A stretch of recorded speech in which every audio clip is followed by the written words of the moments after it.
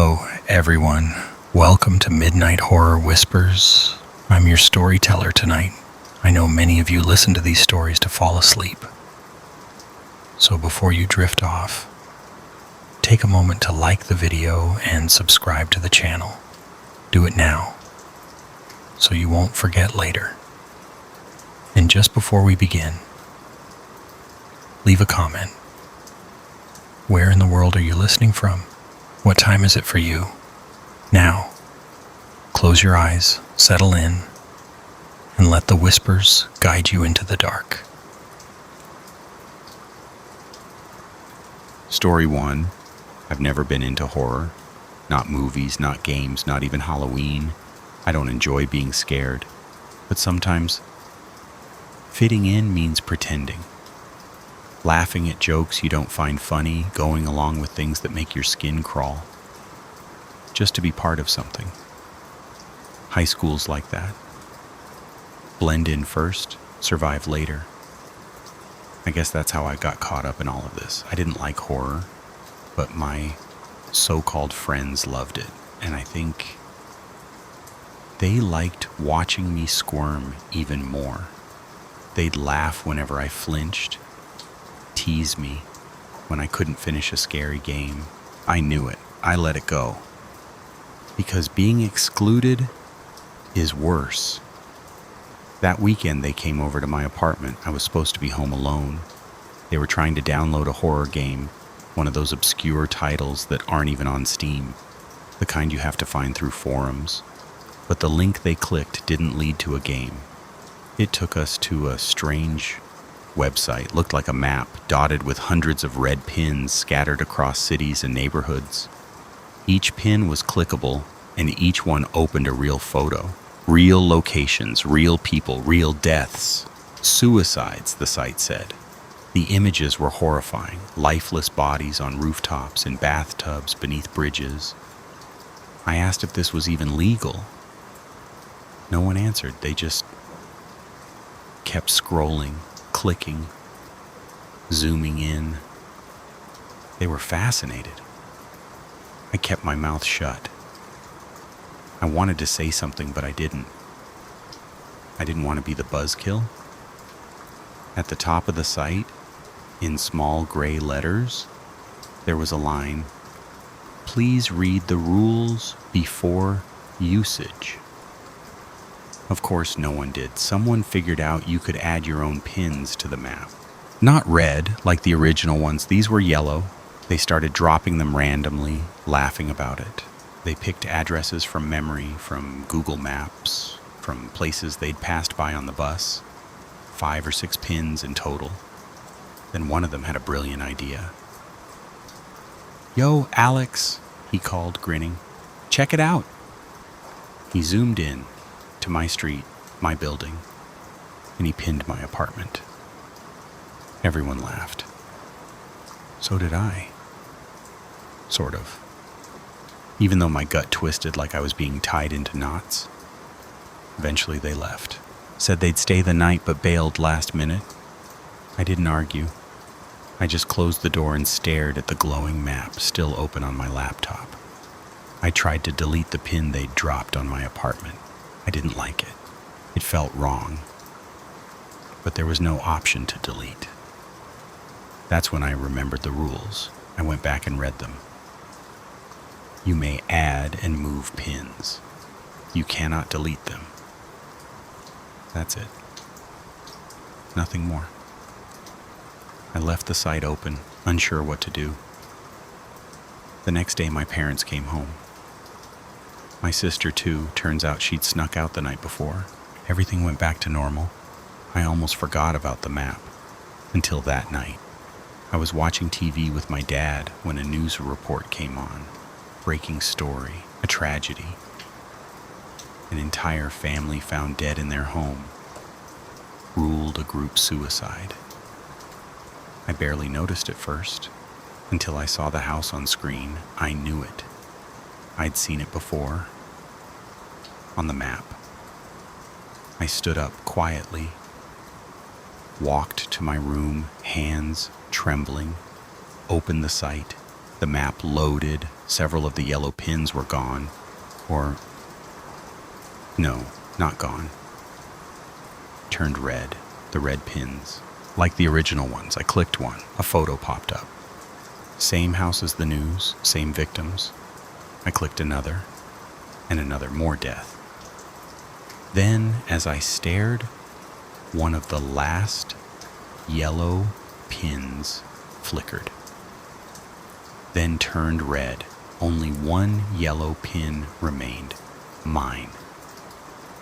I clicked it. The photo loaded slowly. My breath caught in my throat. It was a photo of me sitting at my desk, right then, right now. I turned slowly toward my window. The curtain moved. Not much, just a soft shift, like someone breathing. I got up, drawn forward by something I couldn't explain. I pulled the curtain open. She was there. A girl, standing just outside the glass, 14 floors up. Her hair clung to her face, wet from fog or sweat or something else. Her smile was soft, gentle. "I'm sorry for peeking," she whispered. "But can you help me? Please, let me in." My voice shook. How did you climb to the 14th floor?" Her face twitched, and she lunged. I slammed the window shut just before her fingers touched the frame. Locked it. She started pounding, screaming through the glass. "You have to die! You pinned the location! You have to die!" Her eyes were wild. Her mouth stretched too wide, like her skin didn't fit her skull. I backed away, heart racing. Then I remembered the rule. You can move pins. I spun to my laptop, opened the map, grabbed the yellow pin on my apartment, and dragged it. Anywhere. Just away from here. The pounding stopped. I turned slowly. She was still there, but smiling, peaceful. Then she turned, crawled down the building like a spider, and vanished. I collapsed into my chair, gasping, sweating. I looked at the screen. The pin now hovered over an unfamiliar street. An orphanage. I stared at it, horrified. Then I moved it again. To the house of the friend who had pinned me in the first place. A few days later, the news reported another family suicide. Same cause. I felt sick. I didn't want this. I didn't want anyone to die, but I didn't want to die either. I started searching for more info on the site. It was mostly junk. But there was one line that stood out. When a specific address is pinned, all current residents will die. It will be ruled as suicide. That's when it hit me. This isn't a game. This is murder, paranormal murder. The worst part is, I'm part of it now. I killed someone. Maybe more than one. I still go back to the site. I check the pins every day. I make sure no one's moved one back to me. Because if they ever do, I don't think I'll survive her a second time. Story 2. I saw her for the first time in math class. She was new, radiant, the kind of person who didn't need to say anything to draw a room's attention. Even at 6 years old, something inside me screamed that she was important, that she would mean something one day.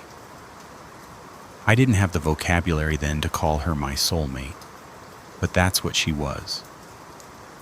I stood there in front of her, blushing so hard I could feel the heat from my cheeks to my ears, fumbling over half-formed sentences before giving up and walking away. I didn't speak to her again for 20 years. Through school, I watched her from afar, always just a few steps behind, too cowardly to speak up, too enthralled to look away. And when we graduated, I thought that was the end of it, that I had let the greatest chance of my life slip through my fingers. But then one Thursday in August, everything changed. I was working a regular day at the insurance office, the kind of job that numbs the soul slowly over time. Maybe it's fate. Maybe it's just cruel coincidence. But there she was, walking in like time hadn't dared touch her. Her eyes had the same quiet depth, her smile the same easy grace. She sat across from me, her hands folded tightly in her lap. She explained that her husband had passed away and she needed to collect the life insurance check. My heart ached for her, not just for her loss, but for the years that man had stolen from me. A dark thought slipped into my mind, a whisper I tried to ignore. My turn. I processed her paperwork, acting like any other employee, but before she left, I quietly copied her contact info onto a scrap of paper and slid it into my pocket. I told myself it was in case she needed further assistance. Days passed, then weeks. I'd hover my thumb over her number on my phone, rehearsing what I'd say, but I never pressed call. And then one day in November, my phone rang. It was her. I hadn't saved her number, but I knew it by heart. I answered with a shaking hand and a cracked hello. What followed was the sound of her crying, not just crying, breaking.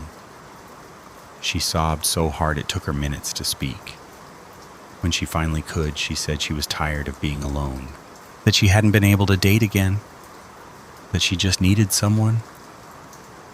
I asked if she remembered me. She said, "Of course I do." My turn. We met for coffee. It was cold outside, a November morning coated in frost. Her hands wrapped around the mug like she was trying to hold on to something real. I made her laugh. She made my heart ache. We were married in January. People called it rushed, but I didn't care. She was the woman I'd dreamed of since childhood. Now she was mine. For the first 5 years, it felt like a fairy tale. Our home was warm. Her smile made everything better. But perfect things don't stay perfect. Not for long. It started with a girl, just a girl, maybe 17, maybe 18, who came into the office for car insurance. Toward the end of the meeting, she called me cute. A harmless comment. I laughed it off, thought nothing of it. But that night at dinner, Ella, my Ella, wasn't eating. She stared at her phone. Then, without looking up, she slid it across the table to me. "Who's this?" she asked, her voice cold and flat. On the screen was a CCTV still from the office, the girl smiling at me from across the desk. I blinked, confused. "Just a client," I said. "Car insurance." She tapped the screen. The still image turned into a video. The girl's voice filled the room. "You're kind of cute." The air turned to ice. "It's nothing," I stammered. "She's just a kid." I looked up. Ella's eyes were like twin blades. "Ugly girl," I added quickly. "Dumb, probably desperate." It felt wrong. It tasted like poison in my mouth. But I'd say anything to make Ella smile again. And she did, just a little. "Good," she said, and went back to her meal. I was shaken. I couldn't eat.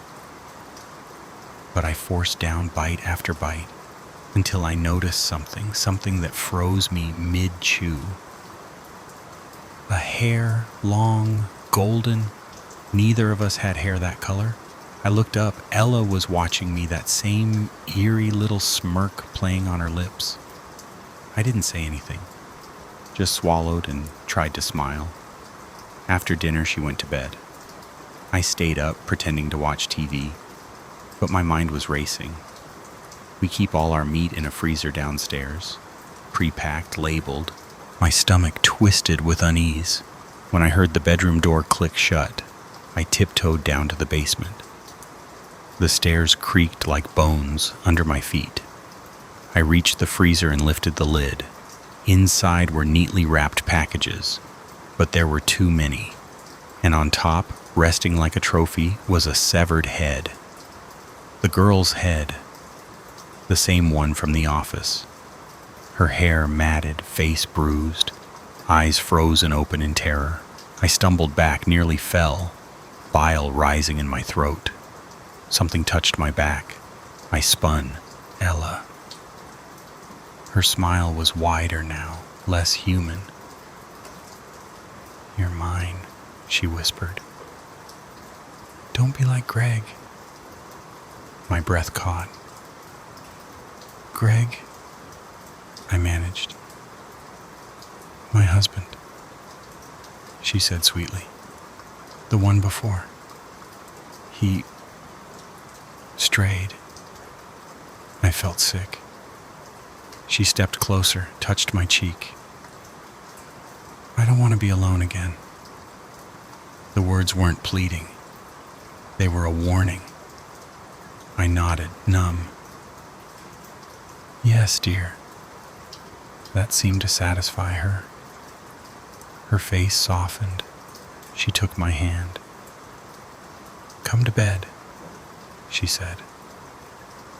And I did, because I didn't know what else to do. She curled into me like nothing had happened, like we were just a regular married couple, like she hadn't just confessed to murder. I lay there, wide awake, listening to her breathe. I thought about running, about calling the police, but her voice echoed in my head. "Don't be like Greg. I don't want to be alone again." That was months ago. I've said nothing. I've done nothing. I go to work. I come home. I smile. I pretend. Because I don't know what she's capable of when she feels alone. And I don't want to end up in that freezer. I know she watches me. She checks my phone. She's always asking questions. Always smiling. That same perfect smile that once made me fall in love, and now makes my blood run cold. I'm recording this just in case something happens. If you find this, please understand, I didn't mean to be part of this. I didn't want any of it, but I was too late to stop it. And now I'm too scared to leave. She's my soulmate after all. My perfect dream. My perfect nightmare. Story 3. I never minded babysitting for Amy. She lived just across the hall in our apartment complex. Single mom, always polite, always grateful. Her daughter Emma was 5 years old. Small for her age, quiet, and for the most part well-behaved. She had her quirks, sure, like most kids, but she was sweet in that way where you kind of forget how eerie silence can be when it comes from a child. I watched her maybe once or twice a week when Amy worked late. Emma would spend most of the time playing with her dolls or carefully setting up her little tea set, arranging tiny cups and plastic pastries with an intensity that almost felt ritualistic. Sometimes she'd pout and flip the plastic table if one of the dolls misbehaved, but it was harmless, or at least I thought it was. It started with a whisper. She'd tug gently at my sleeve and ask, "Can you check the peephole and see if Danny is here?" The first time she asked, I chuckled and figured it was part of a game, some imaginary friend coming to her little tea party like Mr. Teddy or Princess Cupcake. So I humored her. Walked over to the door, peeked through the peephole. Nothing. Just the hallway. Quiet, empty, same brown carpeting, and dim light as always. "Nope," I said. "No Danny." She'd nod solemnly and go back to her tea party. This became a habit. Every time I babysat, she'd eventually stop playing, look up with those wide eyes and ask me to check for Danny. And every time I saw nothing, just an empty hallway. Then Amy would return, thank me with her usual tired smile, and I'd head home. One evening, as she walked me to the door, we chatted a bit, and I casually mentioned the Danny peephole game. Just a passing remark, but her expression changed instantly. Her smile vanished. Her voice lowered. "Alex," she said slowly, carefully. "Please, don't do that anymore." I blinked. "What do you mean?" "The peephole thing," she said. "I'd rather you not encourage it. It's just a phase. Something I want her to grow out of." She didn't elaborate, just rubbed her arm and looked away. I nodded, but something about her tone stayed with me. Something cold, something scared. The next night I was back, Emma was calm at first, playing with her dolls again. I watched from the couch, reading quietly, but her mother's warning echoed in the back of my mind. Then, as expected, Emma looked up at me, her voice soft but serious. "Alex, can you check if Danny is here yet?" I paused. "Emma, you know Danny isn't real, right?" Her expression darkened. "He is real. I invited him." "Sweetheart, he never comes. It's just pretend." But she wouldn't have it. She stood up, her little fists clenched. "Please, Danny is here. I told him to come." And then she exploded, screaming, throwing her tea set, the plastic cups bouncing off the walls. She pulled at my shirt, slapped at my arms with her tiny hands, and for the first time I felt something like fear, real deep fear, not from her strength, but from the intensity of it, from the way her eyes shone with desperation. Okay, I said quickly, kneeling down to her level, holding her wrists gently. "I'll check, just calm down." She stopped instantly, sat down, smiled, as if none of it had happened. I walked to the door slowly, and the closer I got, the more the air seemed to press down on me. Heavy, thick, as if something was waiting on the other side. I swallowed hard and half joked, "Mr. Danny, are you there?" Silence. I turned my head slightly. "See, Emma, no one's..." Knock. One sharp knock from the other side of the door. My heart nearly stopped. I stepped back instinctively. Emma, sitting behind me, calmly said, "Mr. Danny doesn't say anything. You have to peek." I stared at the peephole. My hand hovered near it. Something in me screamed not to move closer. But I did. Slowly. 2 fingers rising to rest against the cool metal ring. And just as I leaned in, A screwdriver shot through. It punched straight through the tiny opening in the door, grazing the skin along my hand, slicing it open. Blood sprayed across the wood. I screamed and stumbled back. Emma clapped her hands, laughed. "Danny's here! Danny's here!" I stared at the door, at the metal point sticking through like a twisted invitation. My hand throbbed. I didn't say another word for the rest of the evening.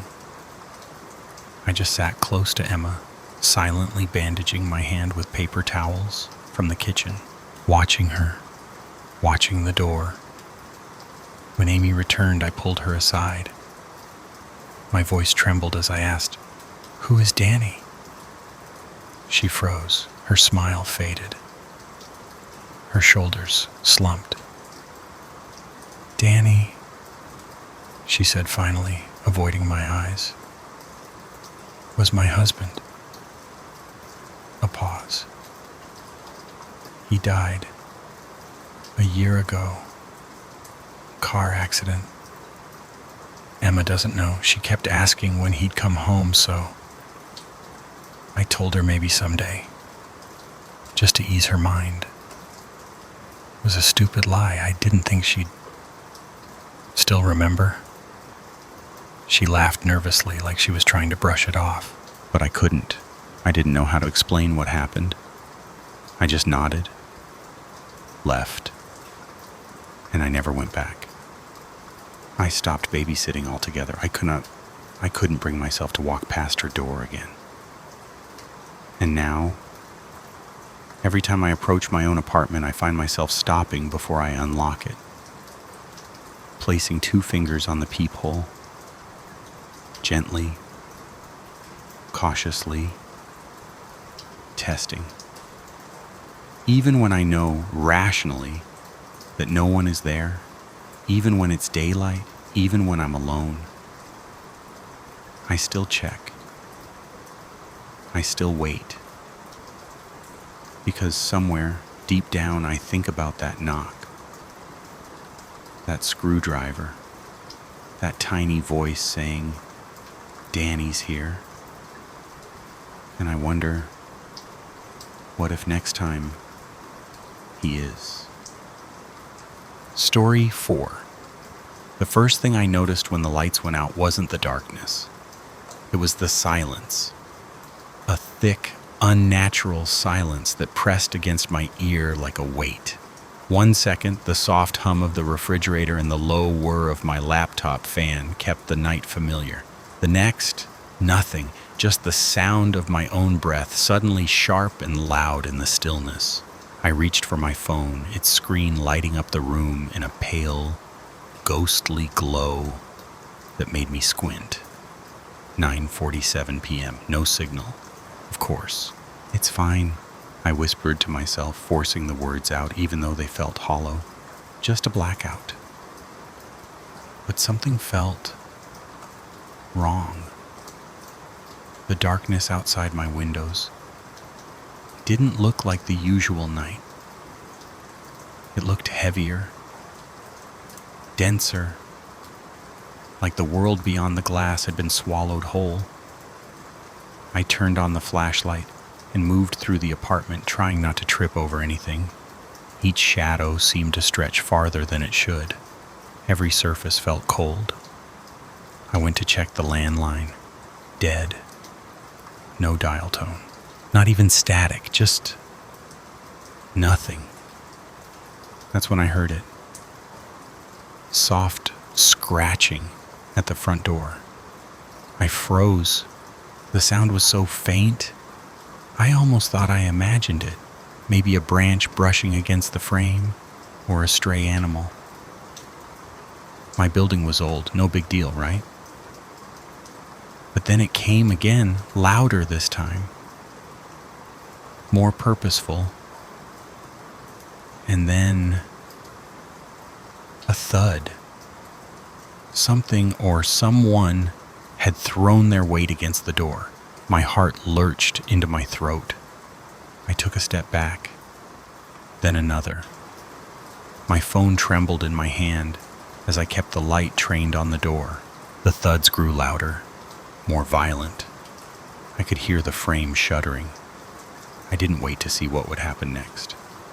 I turned and fled into my bedroom, locking the door with shaking hands. I didn't know what I was more afraid of, that someone was trying to get in, or that something already had. I sat there in the bedroom, back pressed against the far wall, the locked door between me and whatever was on the other side. My phone's light was the only thing keeping the dark from swallowing me whole. No signal, no help, just me and the growing dread that whatever had come knocking wasn't going away. Then silence. The banging stopped, as if the thing had simply lost interest. But silence, I'd learned, wasn't comforting anymore. It was worse. Because in the quiet, I could hear them. Footsteps. Slow, deliberate, creaking across the hardwood floor of my living room. I clamped my hand over my mouth to stop the sound of my breath. Each step brought it closer. It wasn't rushing. It didn't have to. It knew I was cornered. It was savoring the moment. Then came the voice, low, raspy. Too close. "I know you're in there," it said, almost sing-song. "Why don't you come out and play?" I couldn't move. My body had turned to ice. My thoughts scattered in panic. But somewhere inside me, the instinct to survive kicked in. I turned toward the window. It was old, jammed, barely used, but it was my only way out.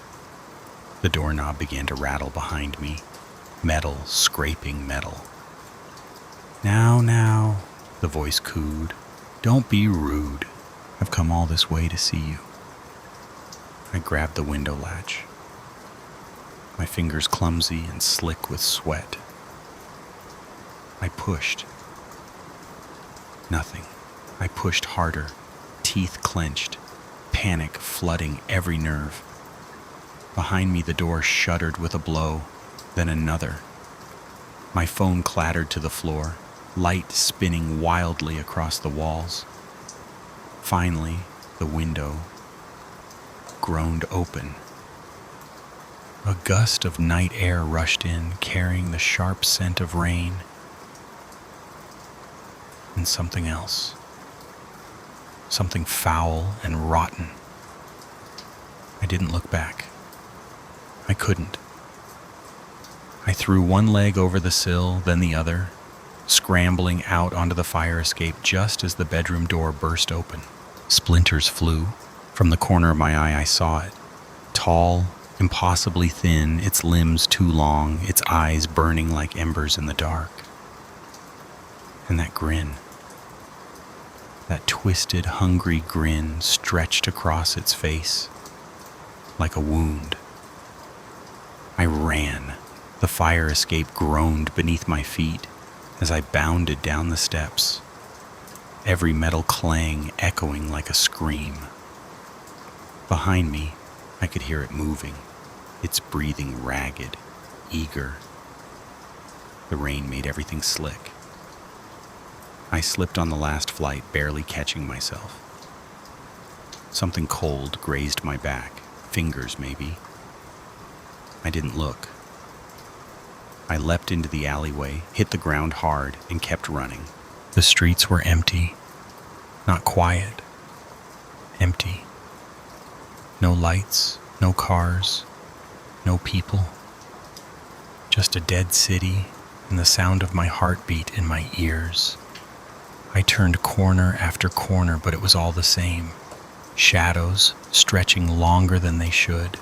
Windows black, like watching eyes. I needed my car. My keys were in my pocket. Thank God for habits. If I could just reach it, I could escape. I ran like I'd never run before. I didn't even know where I was going, only that my legs had to keep moving. Then, somehow, like a miracle, I saw it. My old sedan parked crooked at the curb, headlights catching drops of rain, a lifeline. I fumbled with the keys, hands trembling. Behind me, footsteps again. Closer this time, slower. Taunting. The key slipped. I cursed under my breath, forced it in, wrenched the door open, threw myself inside, locked it, slammed the key into the ignition. The engine hesitated, coughed, then roared. I didn't wait. I hit the gas. In the rear view mirror, I saw it. Standing in the middle of the road, watching. Its head tilted just slightly like it was amused. That grin still plastered on its face. Even through the rain, through the blur, I could see it clearly. It wasn't done. I drove for what felt like hours. No destination, just away. The farther I got from the city, the more the tension in my chest eased. My knuckles ached from gripping the wheel. The sky began to shift. Black into deep gray, hints of dawn rising. I thought I had made it. I even let myself breathe. Then the radio crackled. It was faint at first, like distant static. Then came the voice, that same low rasp, only now it was amused. "Did you really think you could run from me?" I screamed. My car swerved on the wet road, tires squealing as I fought the wheel. The voice was gone, the radio dead. But the damage was done. My breath was ragged. My hands trembled again, and deep down I knew I hadn't escaped anything. In the days that followed, I tried to convince myself it had all been a terrible dream, a stress-induced hallucination. I fixed my apartment door. I cleaned up the broken pieces. I left the lights on, always. But something inside me had cracked. The shadows in the corners seemed darker than they should. The silence at night, it wasn't empty. It listened. And sometimes it whispered back. I moved. Twice, changed cities, changed my name. But the feeling stayed. That quiet itch at the base of my spine. That sense of being watched. I caught glimpses, reflections in glass, dark figures in crowds. Sometimes a voice would chuckle behind me in a busy cafe, and when I turned, no one was there. I stopped answering phone calls, lost friends, quit my job. I became a ghost in my own life, drifting from day to day, waiting, dreading, counting the seconds until it returned. And then one night, it did. I was in my new apartment, every single light blazing. I hadn't slept in 2 days. I was exhausted, brittle, and then click. Everything died. Darkness swept through the room like a living thing. For a heartbeat, there was silence. Then, ready to play, it was right behind me. But I didn't run. I was done running. I turned around slowly, my hands cold but steady. "What do you want from me?" I asked, and my voice, my real voice, sounded strange in the dark. Familiar but stronger, braver. The thing stepped forward, peeling out of the shadows like it had always been there. Its form flickered, shifting between human and not. Its glowing eyes locked onto mine. "What do I want?" it said, almost laughing. "I don't want anything from you. I am you." I froze. The voice, it was mine. Warped, distorted, but undeniably mine. "No," I whispered. But even as I said it, something deep in me knew the truth. This thing, this shadow that had chased me through the dark, it was made of my fear, my shame, my self-loathing, the parts of myself I buried so deep I forgot they were still alive. It reached for me. "Embrace me," it said. "Stop running. Accept who you really are." And for a second, I almost did, but then I remembered what it had done. The fear, the isolation, the suffocating dread. And I realized acknowledging it didn't mean surrendering to it. I reached for the light switch. My hand trembled, but I flicked it on. The room exploded with light, harsh, real. The figure before me wavered, its form unraveling like smoke in the wind. And just before it disappeared, I saw its face. Not angry, not hateful, relieved. The weight in my chest lifted, the dread gone. The silence was just silence again. Since then, I've learned to live with the dark. Not fear it, not fight it, just live with it. Some nights I still hear that chuckle. I still feel the cold breath at my neck. But now I turn to it and say, "I see you. I know you're there, but you don't control me." And in the quiet that follows, I find peace. Story 5. It began with a single drop. Cold, sudden, sharp as a finger of ice, tapping the center of my forehead and jolting me from sleep. I froze inside my tent, heart ticking faster than the silence outside. The Iowa wilderness was still, too still. No wind, no rain, just the hushed rustle of distant leaves and the occasional call of a night bird, like a breath held too long by the forest itself. Then came another drop, heavier. It slapped the fabric of my tent with a wet sound that made no sense. The sky had been cloudless when I went to bed, stars so clear you could count the gaps between them. I unzipped the flap and peered out, half expecting to find a summer storm rolling in from the hills.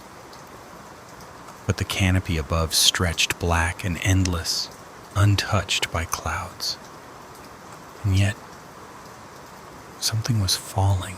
Droplets shimmered as they descended through the branches, tiny silver glints in the moonlight. I stepped outside, barefoot, and felt the forest floor damp beneath me, not with dew, not with rain, but with something else, something wrong. Then the smell hit me, not the clean scent of fresh rain on soil, no, this was chemical, artificial, sweet and earthy in a way that clung to the throat and curled in the stomach. It was shampoo. Yes, shampoo, falling from the trees like tears shed by the forest itself. I stood there in disbelief as one of the drops landed on my shoulder, then another on my bare arm, and still another on the tent behind me, all with that same uncanny floral meets mud scent. There was no storm, no prank, no easy logic to reach for, just this, a soft rain of impossibility in the middle of nowhere. And that's when I made the first mistake. I followed it. Each drop seemed to lead deeper into the woods. A trail marked not by footsteps or broken branches, but by the rhythm of falling shampoo from an unseen source. One drop every few steps, like breadcrumbs in a fairy tale. Only this trail didn't lead to candy houses or witches. It led somewhere else. And even then, some part of me knew I shouldn't have followed it. But curiosity has teeth. And that night it bit hard. The trail didn't just continue, it thickened. The further I walked, the more frequent the drops became, until it wasn't just scattered patters on my skin, but a steady, fragrant drizzle. By now, the forest no longer felt like forest. It felt like something watching, breathing, guiding. That's when I saw it. Tucked between two rising mounds of earth, the entrance appeared. Not like something carved by nature, but as if the ground had torn itself open. A sandstone cave, wide-mouthed and yawning, like an old wound in the hillside. The strange rain of shampoo had pooled at its threshold, dark and glistening, flowing inward like a stream being fed by the trees above. And then came the sound. Laughter. At first it was distant, almost innocent. A muffled giggle like a child playing hide and seek just out of sight. But as it echoed through the cavern, it twisted, warped. It gained an edge. Half joy, half hysteria. It wasn't welcoming. It was aware. And it was amused. I should have turned around. I should have walked away right then. But you know how curiosity works. It doesn't ask for permission. It pulls you forward. Inside, the air was thick, damp, and clung to the skin like wet cloth.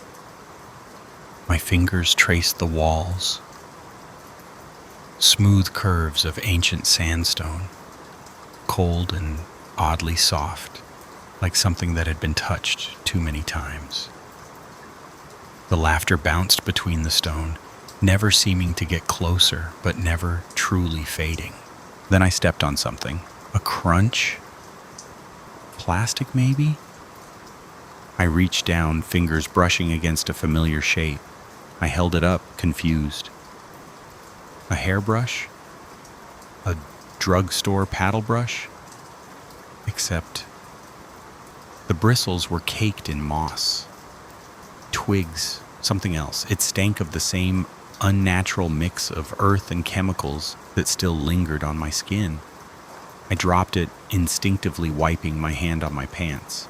But the floor wasn't empty. More brushes, dozens, scattered like breadcrumbs or relics from some ritual I couldn't begin to understand. All shapes, all sizes, their handles worn, their heads stained. It felt like I'd stumbled into the aftermath of something sacred or forbidden, a place not meant to be entered by anyone who still belonged to the waking world. The laughter grew louder, closer, too close. Panic surged. I ran.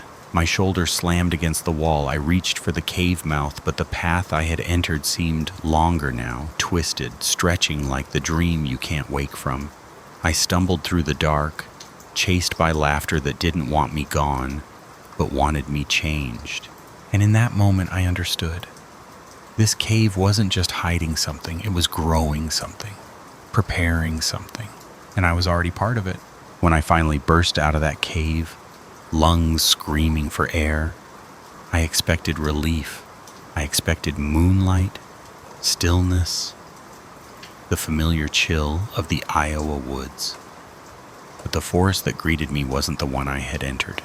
Every tree trunk, every branch, bore long, perfectly parallel grooves, like claw marks, but too even, too intentional, as if something had combed the bark from top to bottom.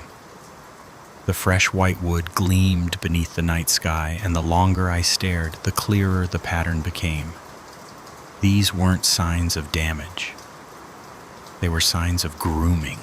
Then I saw the brushes, hundreds of them, maybe more, driven into the soil around the base of each tree like grave markers. Paddle brushes, detanglers, round bristle combs. Their handles jutted from the earth at eerie angles, half buried like relics from some deranged ritual. Each one seemed carefully placed, as if honoring the trees they surrounded. It wasn't random. It was reverent. And that's when I looked up. There, nestled high in the canopy, shapes moved. Figures perched on branches like oversized birds.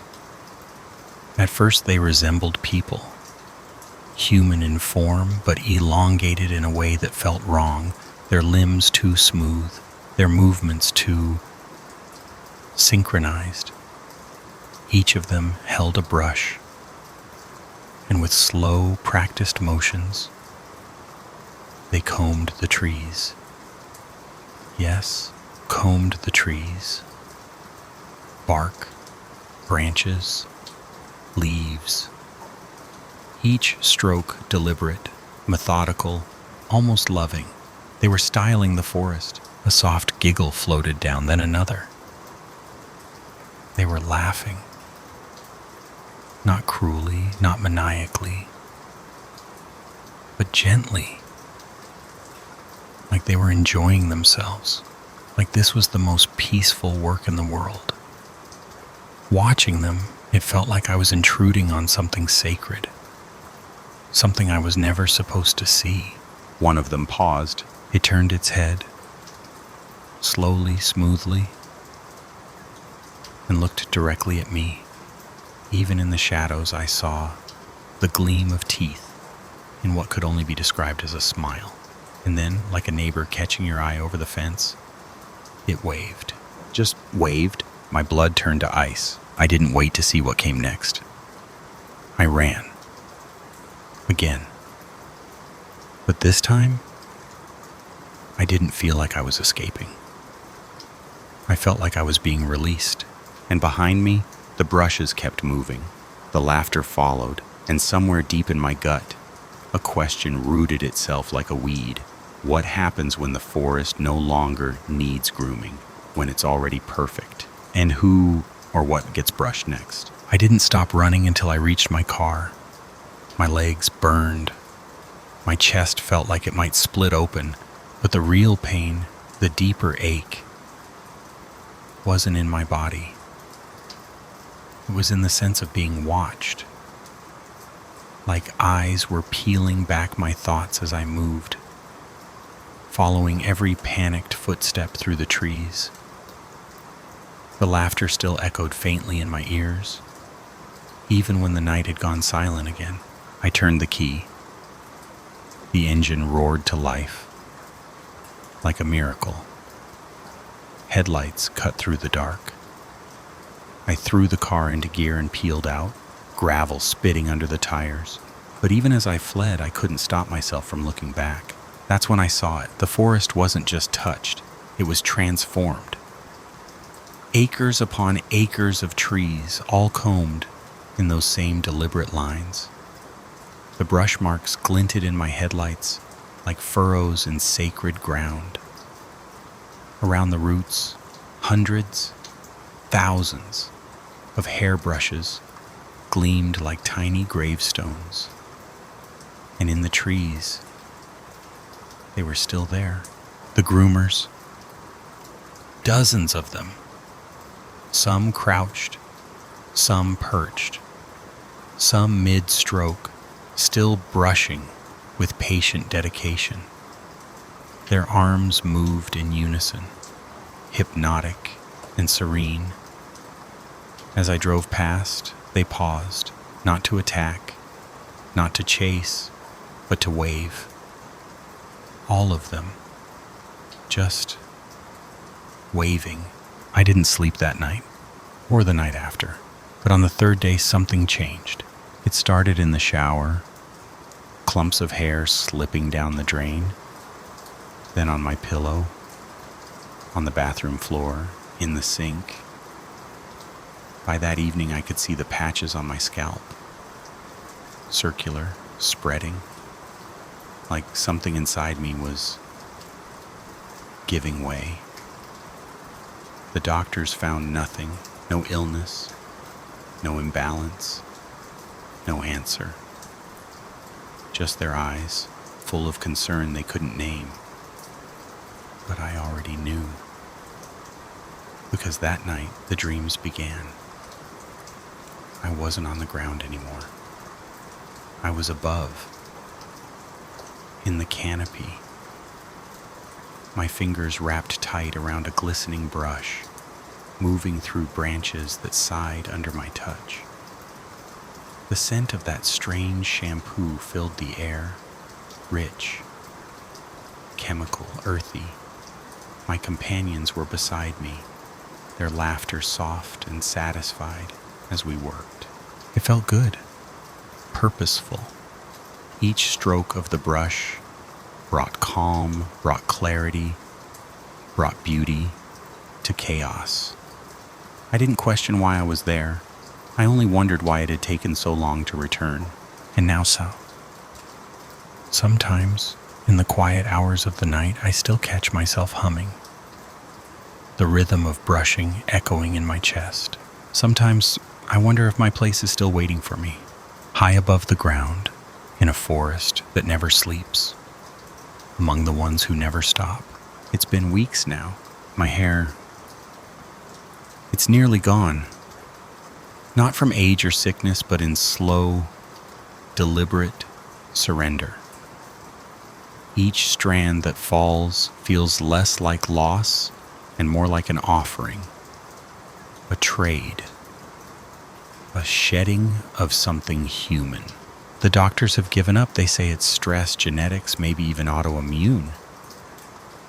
But none of their words matter anymore. Because I know the truth. The scent never left me. That strange, earthy sweetness. The smell of loam mixed with chemicals. Forest floor soaked in synthetic dew. It follows me. I wake with it on my pillow. I catch it in my clothes.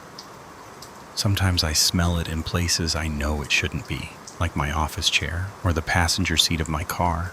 And the song, it came without words, a slow rhythmic melody, like brushing. Forward and back, forward and back. I hum it without realizing, sometimes while I'm eating, sometimes in the shower, always in the shower. It's not a song I learned, it's one I remembered. And sometimes late at night, I catch myself looking out the window. Not at anything in particular, just at the trees, wondering, are they grooming the woods again tonight? Are they waiting for me?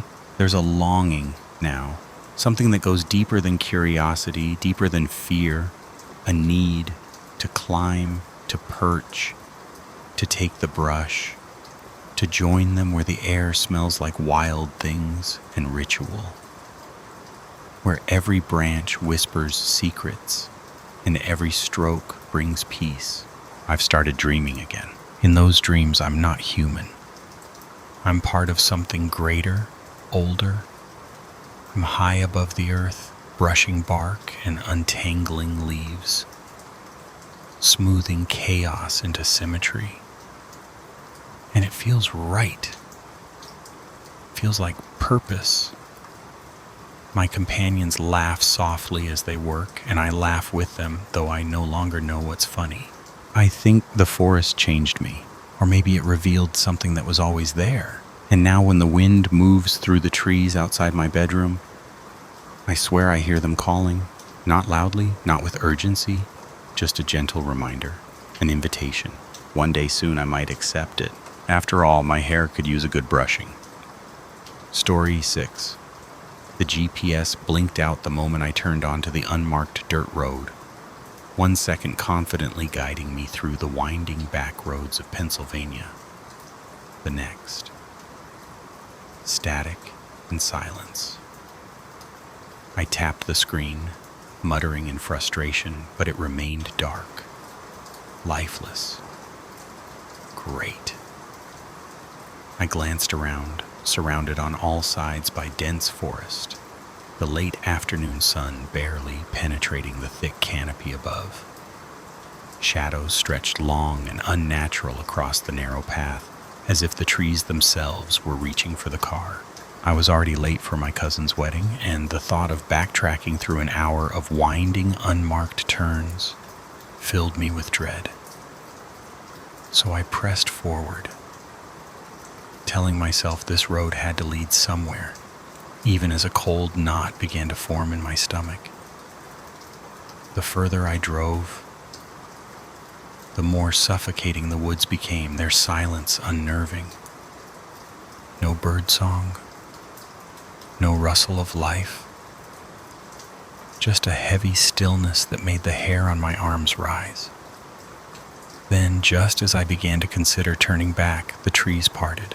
A clearing opened before me, and nestled within it was a small town. Quaint storefronts lining a cobbled main street, all perfectly preserved like a postcard from another era. Relief surged through me as I drove in, but that feeling quickly faded. The people walking the sidewalks turned to look at me, their clothing oddly old-fashioned, their expressions unreadable, a mix of curiosity and, was it fear? I parked near what looked like a general store and stepped out.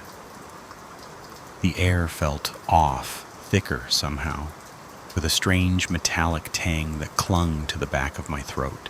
I approached an elderly man sweeping the storefront, calling out politely to ask where I was, explaining my GPS had failed.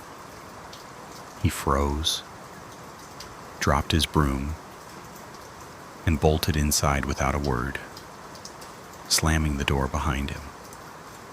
Confused, I turned to find a small group had gathered, watching me silently. A woman in a long skirt stepped forward, her voice carrying a strange, clipped accent as she welcomed me to Millbrook. "We don't get many visitors," she said, smiling in a way that made my skin crawl. When I mentioned Pittsburgh, her brow furrowed. She claimed never to have heard of it. The way she said, "Millbrook always has room for one more," made my blood run cold. I smiled tightly, muttered an excuse about needing to get going, but the unease had blossomed into full-blown dread.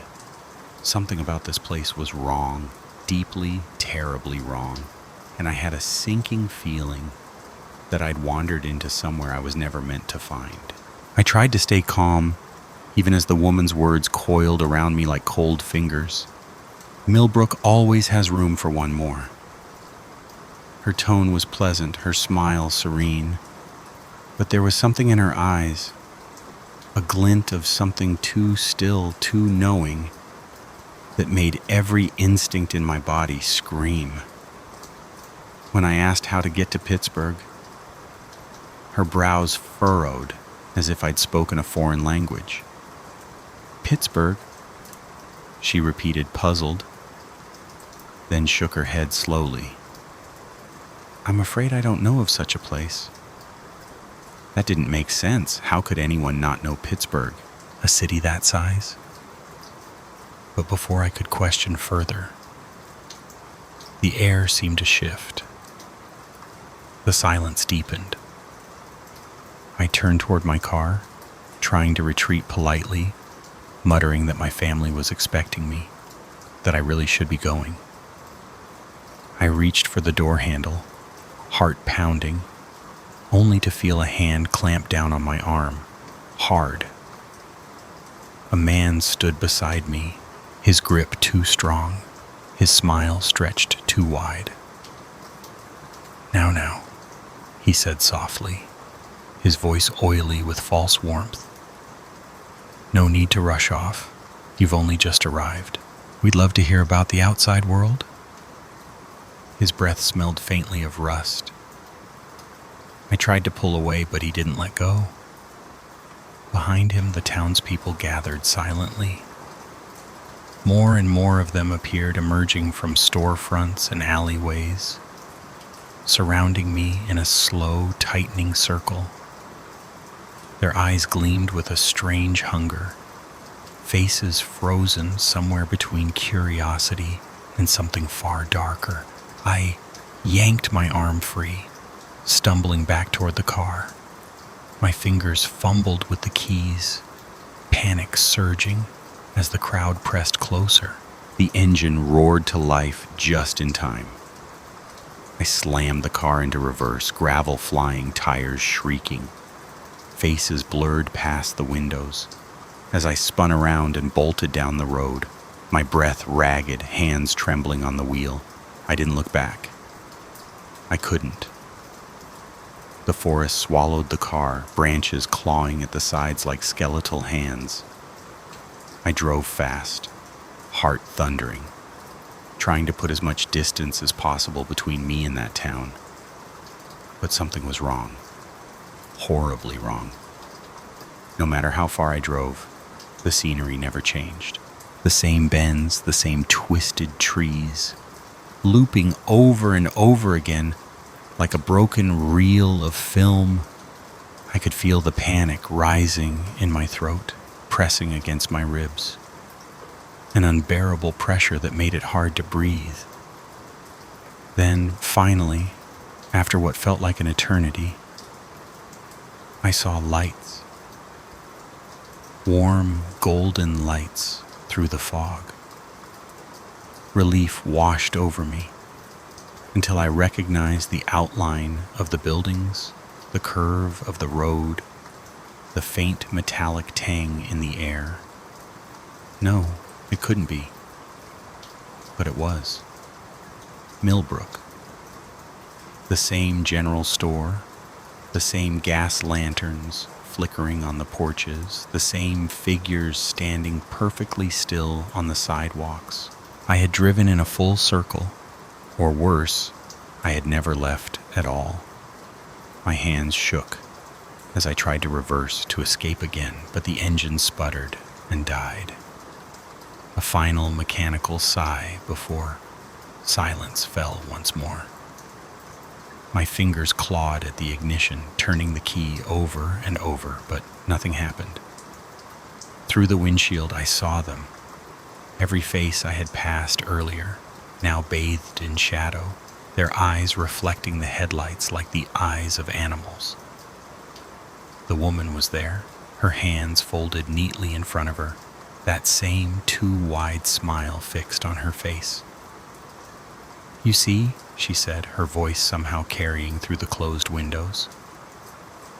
"Millbrook always has room for one more, and once you're here, you can never leave."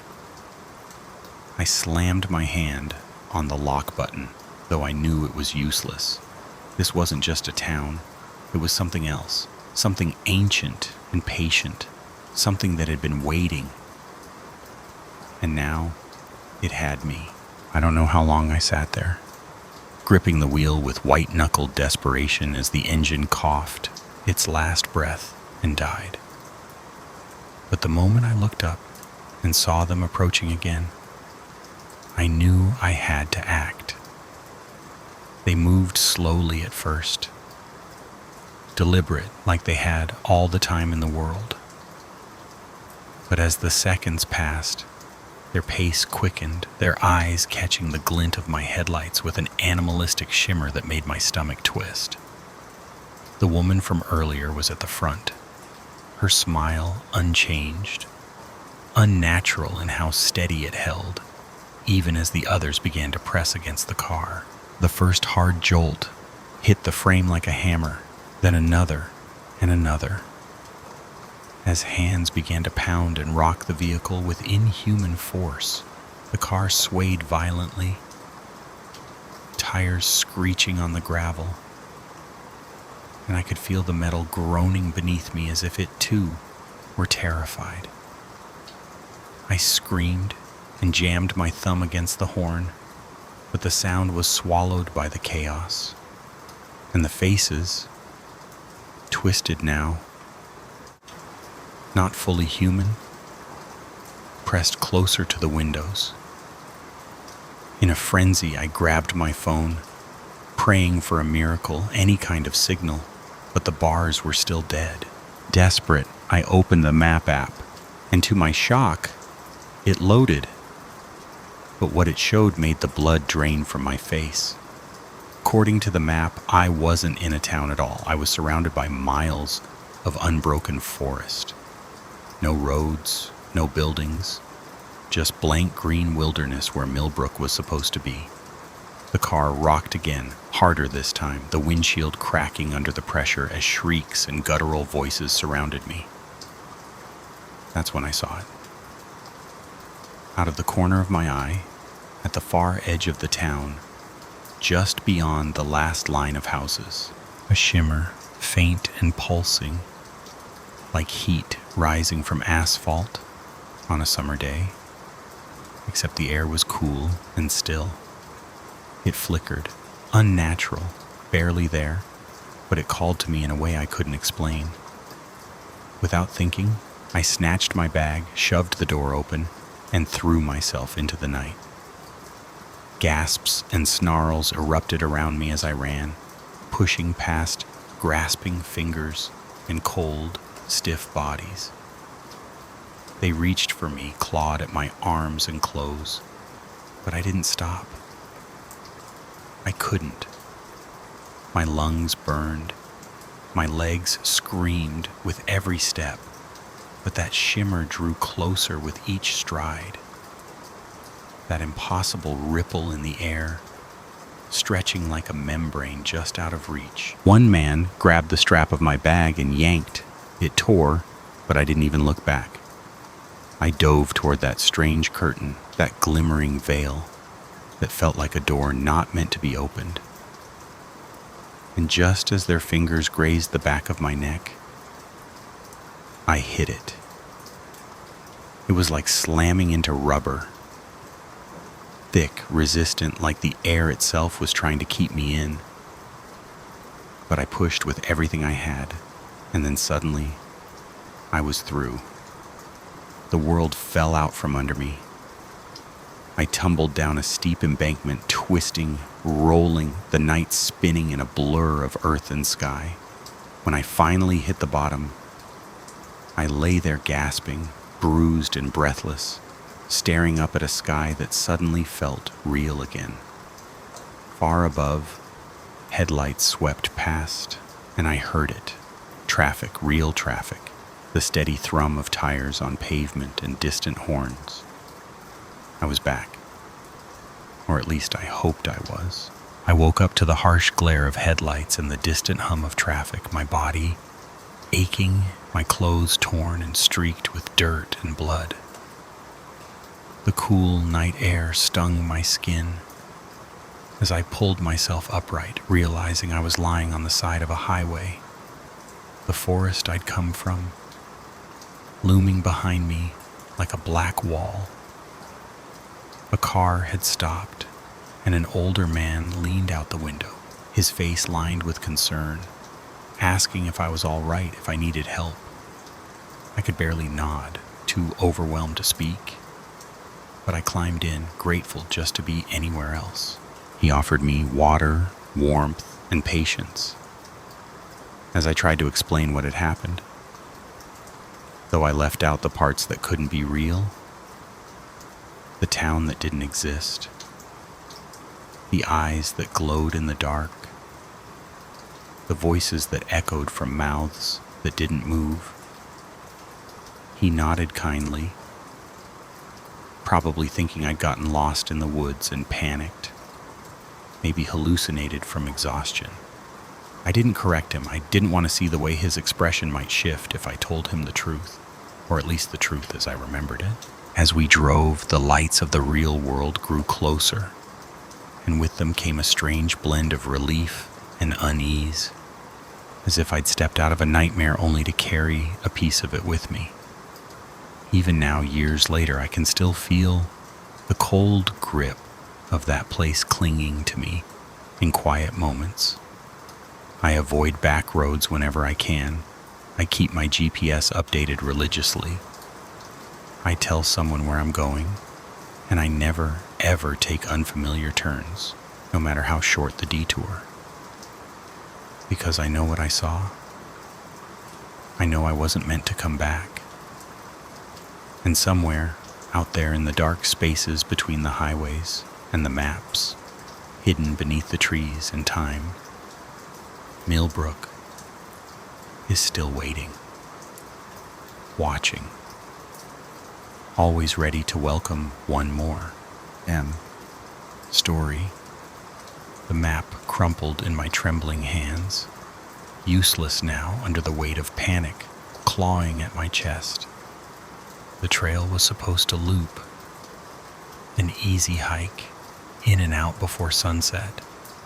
But the sun was sinking low and nothing looked familiar anymore. Shadows stretched long across the underbrush, and the dense forest around me pressed in like a living thing, suffocating and watchful. I had always trusted my instincts, prided myself on a solid sense of direction. But that confidence had dissolved into a sickening knot of fear.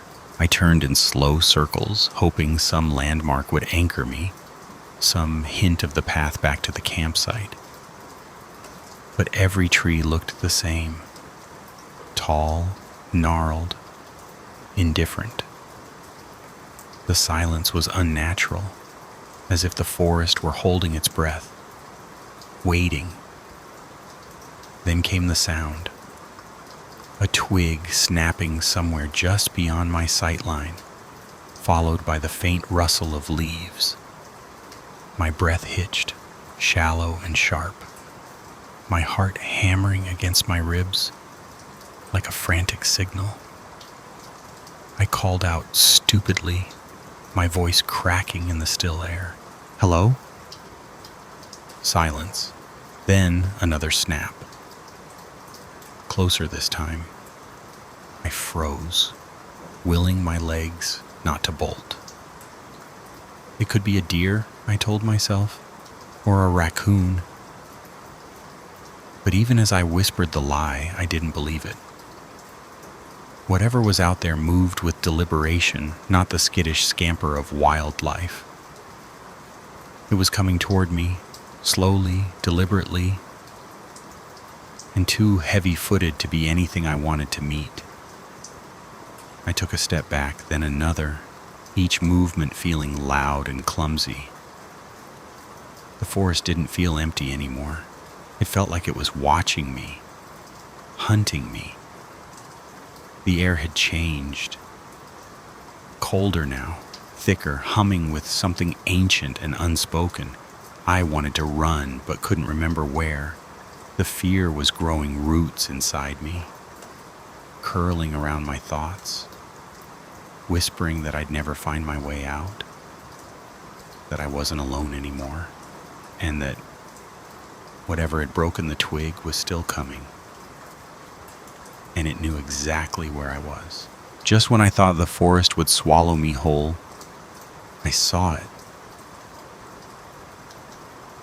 A faint, amber flicker through the trees, too steady to be moonlight and too warm to be imagined. I pushed through the underbrush, branches clawing at my arms, heart thudding with a strange mix of hope and dread.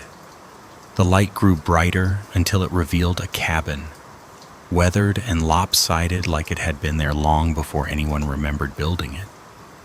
Smoke curled lazily from the chimney, and behind a dusty window, a soft glow danced like candlelight. It felt out of place, too welcoming, too perfect. But I was cold, exhausted, and desperate for anything resembling safety. I approached, hesitated only a moment, then raised my hand to knock. But before I could, the door creaked open on its own. He stood there, tall, wiry, his face carved with years of wind and silence. but it was his eyes that held me in place. Pale, unnaturally so, as if they reflected more than just light. "You look lost," he said in a voice like dry leaves rustling in the dark. I nodded, trying to keep my voice steady as I explained what little I could. He smiled, but it didn't touch his eyes. "You're lucky," he murmured. I was just about to eat. Against every instinct screaming inside me, I stepped into the warmth. The cabin was cluttered but cozy, lit by oil lamps and the crackle of a fire. The man, he said his name was John, moved with a kind of practiced stillness, ladling stew into mismatched bowls. It smelled good, rich, and savory, though I couldn't quite place the scent. As I ate, he asked questions, too many of them. Where was I from? Was anyone expecting me? Did I tell anyone where I was going? His gaze lingered, sharp and searching, and every answer I gave seemed to dig me deeper into something I didn't understand. I told myself he was just being kind, just curious, but the way his mouth smiled, while his eyes did not make my skin crawl. After dinner, he offered me a bed for the night. "Woods aren't safe after dark," he said, almost wistfully. "All sorts of things come out once the sun goes down." The way he said "things" chilled me more than the wind outside. But when I looked out the window and saw nothing but the black, suffocating trees, I realized I had no other choice.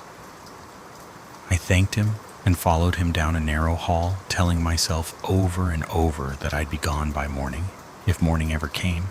The bedroom was small, the walls slanted and warped with age, and the only light came from a flickering oil lamp on a crooked shelf, its flame throwing long, jittery shadows that made the room feel like it was breathing. John left me there with a casual "sleep well" and a faint click behind the door that chilled me more than the night air ever could. Something about the sound was too deliberate, final. As I set my bag down and turned toward the bed, my eyes caught on the door again. That's when I saw them. Long, deep gouges scraped into the wood from the inside. Desperate, frantic, uneven. Not the kind of marks left by time or weather, but by fingernails or something sharper, trying to claw its way out. My breath caught. I crouched down, fingertips hovering over the splintered edges, and a sickening realization settled over me. Someone had tried to escape this room. I forced my voice steady and called out to John, asking what had happened to the door. After a beat, his voice floated back. Too cheerful, too rehearsed. "Raccoons," he said. "Persistent little things." I stared at the scratches, my skin crawling. No raccoon made those. I crossed the room and tried the window, but it was nailed shut. Rusted nails driven deep into the frame like someone had wanted to make sure it never opened again. A wave of cold panic surged through me. This wasn't shelter, it was a cage. I paced the room, trying not to spiral. But every creak of the floorboards, every groan of the wind outside twisted deeper into my nerves. I sat on the edge of the bed, gripping my backpack like it could protect me from whatever nightmare I'd stumbled into. The firelight in the next room cast shifting shadows beneath the door, and I kept thinking I heard footsteps, breathing, something pacing just beyond the thin wall. I didn't sleep. I couldn't. All I could do was listen, wait, and wonder what John really meant when he said, "Creatures come out at night." because I had a growing, terrible suspicion that I wasn't locked in to keep something out, but to keep something in. Morning came, though I hadn't slept a second, and when the lock turned and the door creaked open, John stood there with that same smile stretched across his face, like nothing had happened, as if locking me in was just part of the hospitality. He asked if I'd slept well, and I forced a nod, my throat too tight for words. Over breakfast, I tried to steer the conversation toward leaving. Thanked him for his kindness, said I needed to get back, that my friends would be worried. His expression shifted, subtle but unmistakable, the edges of his mouth twitching downward before curling into something colder. Friends? He asked, too calmly. I thought you said you were alone. The pit in my stomach dropped. I stumbled over my response, trying to backpedal, but it was too late. His eyes locked onto mine, pale and unblinking, and his voice dropped low. No one's looking for you, he said. We both know that. I stood abruptly, my chair scraping loudly against the wooden floor, but he moved faster, stepping between me and the door, his lean frame suddenly imposing. I can't let you leave, he said, the smile returning, emptier than ever. It gets awfully lonely out here, and it's not often I have guests. The way he said that word, guests, made my blood turn to ice. I knew then that I wasn't the first to stumble into his world, and if I didn't act fast, I wouldn't be the last. Desperation surged. My fingers found the warm bowl in front of me, and before I could second-guess myself, I hurled its contents at his face. He screamed, reeling back, stew searing his skin, and I bolted. I tore out the door, lungs burning, heart pounding, feet barely feeling the earth as I crashed through the trees. Behind me, his voice thundered, rage and pursuit, and I ran harder, branches whipping my arms, shadows closing in. Just when I thought my body would give out, I broke through the tree line and saw it. A narrow strip of asphalt, a road, real and solid. A car crested the hill and I stumbled into its path, flailing wildly. It slowed, an older couple inside, eyes wide with confusion and concern. I didn't wait. I flung the door open, dove in, shouted for them to drive. As we pulled away, I looked back, and there he was, standing at the edge of the forest, silent, motionless, that terrible smile still etched into his face, like a brand. The police combed the area for days, retracing what little of my path I could remember, but they found nothing. No cabin, no fire pit, no footprints in the dirt, not even a trace of John. It was as if the forest had swallowed it all, erasing every sign of what happened, like it had never existed. But I know it did. I remember the scratches on the inside of that door, the sound of the lock turning, the taste of that strange, rich stew. I haven't gone hiking since. Not alone, not with friends, not at all. Even when the sun is shining and the trails are clearly marked, something in me can't trust the woods anymore. At night, sleep doesn't come easy.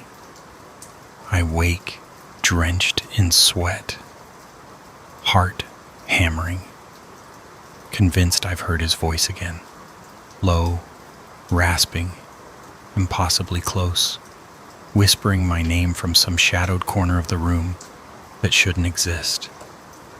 I lie there, too afraid to move, until the first light of dawn seeps through the curtains like a lifeline.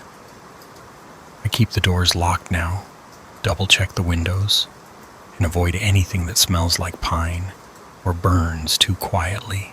Sometimes I wonder if I ever really escaped, or if a part of me is still there, trapped in that cabin, caught in John's watchful gaze. Because deep down, I know I wasn't the first to walk into that clearing, and I won't be the last. Somewhere, out in the thick, dark wilderness, past the places marked on any map, John is still waiting, smiling, patient, and listening for the sound of footsteps. Just one more hiker, lost and cold, looking for the wrong kind of shelter. Story 8. The wind howled like some wounded creature clawing at the edges of reality, hurling sheets of snow across the windshield until I couldn't see more than 10 feet ahead, let alone make out the road signs we'd long since stopped trying to follow. Our GPS had given up hours ago, blinking uselessly as if surrendering to the storm. Mark sat rigid in the passenger seat, his voice strained with worry when he muttered that we needed to find shelter soon. He was right, and the car sputtering like a dying breath only confirmed it. I clenched the steering wheel tighter, squinting into the storm's blinding white veil, heart pounding as I prayed for something, anything, to appear in the chaos. That's when I saw it, faint at first, barely a flicker in the swirling snow, a glow that pulsed like a distant heartbeat. "Look," I whispered, pointing, my chest tightening with a fragile kind of hope. Lights. There were lights out there. A building, maybe. A chance. I turned toward it, gripping the wheel like it was the only thing anchoring us to sanity, willing it not to disappear. As we drew closer, the shape emerged, massive, hulking, a ski lodge that looked like it had been plucked out of another decade and left to rot in the mountains. Its windows were dark, all but one, just a single light burning in what appeared to be a lobby. Thank God. Mark exhaled as I pulled into the snow-choked lot. We didn't hesitate, with our overnight bags in hand and the cold biting at every exposed inch of skin. We made a desperate dash to the front door, which creaked open under our touch like it had been waiting. Inside, the lobby was cloaked in shadows, lit only by a lone lamp on the dusty reception desk. The air was thick with neglect, heavy with something else I couldn't name. Something old, something watching. No one answered when I called out. No footsteps. No voices. Just the distant groan of the wind pressing against the windows like a warning. I knew even then that we shouldn't be there, that we'd crossed some invisible threshold. But the storm outside wasn't just cold. It was cruel. And whatever this place was, it was shelter. Whispering Pines Lodge, the faded name carved into the wood above the desk, felt like a name you weren't meant to say out loud, like saying it would summon something listening just beneath the silence. I looked over at Mark and he looked back at me. Neither of us spoke it, but we both felt it. That strange, sinking sensation that maybe we hadn't found safety at all. Maybe we'd been found. The lodge swallowed us whole the moment we stepped through the creaking front door, its breath stale and heavy with dust and something else. Something ancient, sour and strangely metallic, like the air in a forgotten tomb. The silence was thick, unbroken except for the echo of our boots scraping across the wooden floorboards, and the occasional moan of the wind rattling against the frost-bitten windows. A single lamp glowed dimly from the reception desk, casting elongated shadows that twitched and curled across the room like they had a life of their own. I called out, my voice small, almost smothered by the vastness of the space, but no answer came. Only the unsettling realization that this place had been left behind a long time ago. Everything was coated in a fine layer of dust, undisturbed, like no one had breathed the air in years.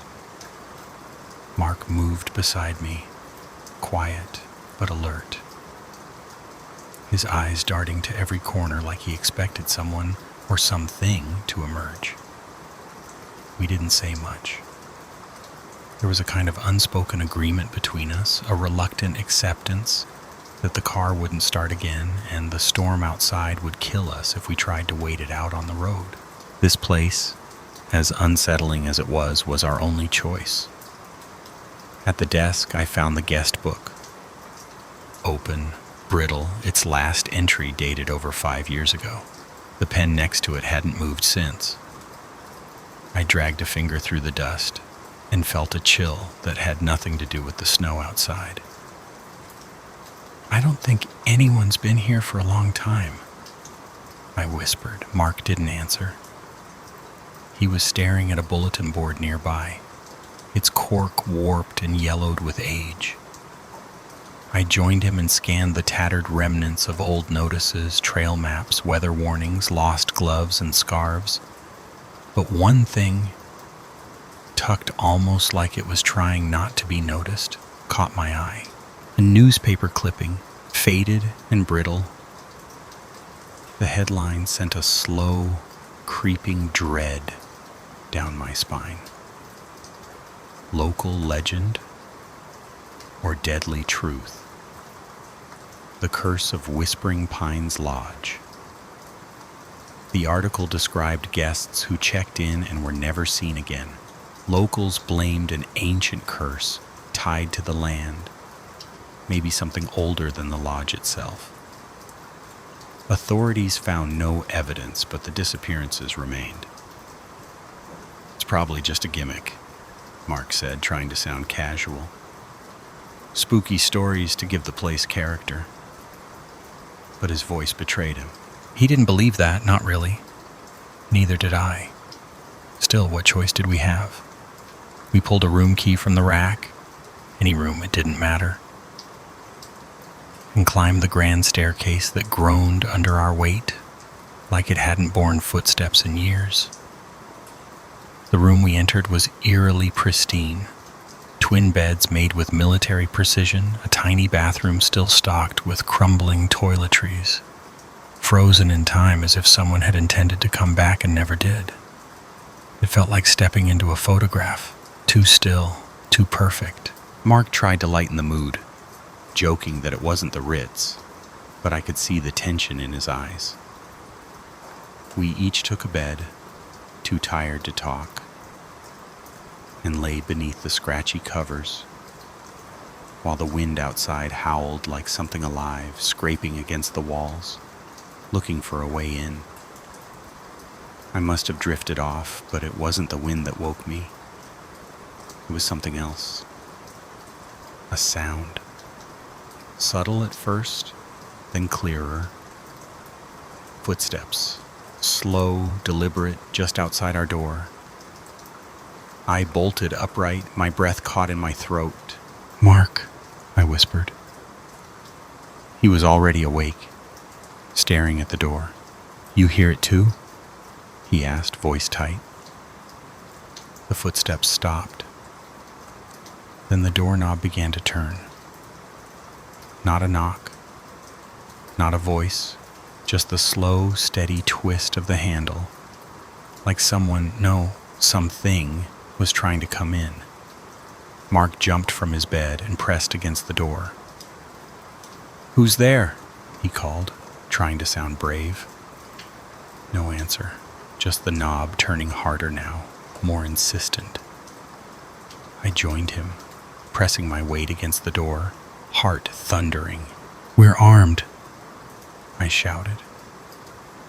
A lie, but maybe enough to scare them off. For a moment it worked. The turning stopped. Silence stretched like a wire pulled taut. Then the footsteps returned, fading down the hallway. We didn't move, didn't speak, just stood there, breathing in the dark, too afraid to let go. We didn't sleep again that night.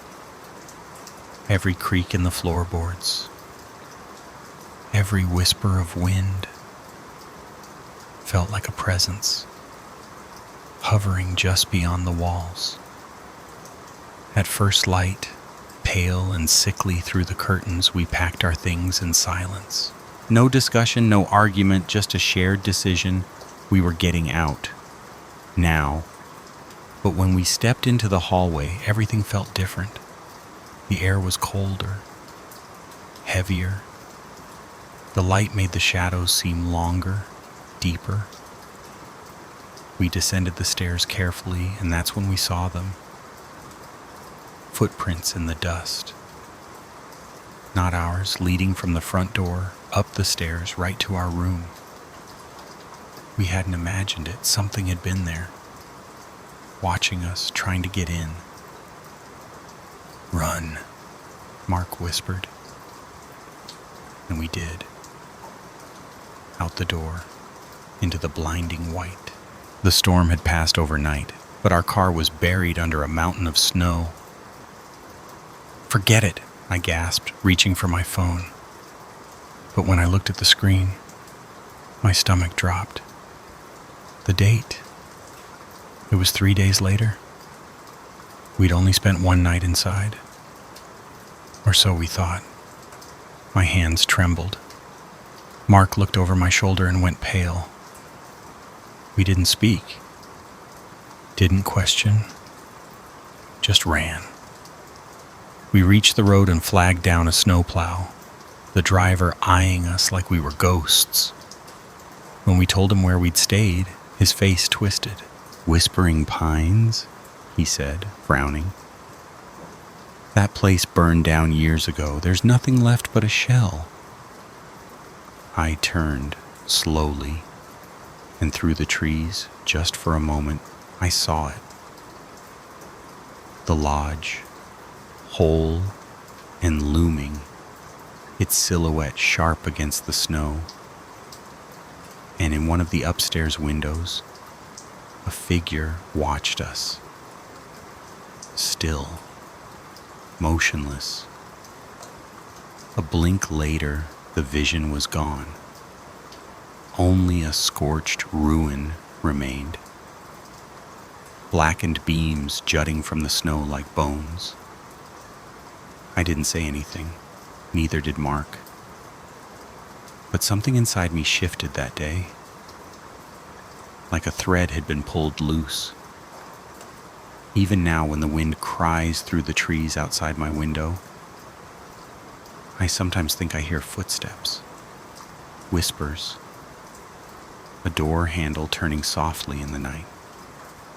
And I wonder, with a bone-deep certainty I cannot explain, if we ever really left that place, or if part of us never did.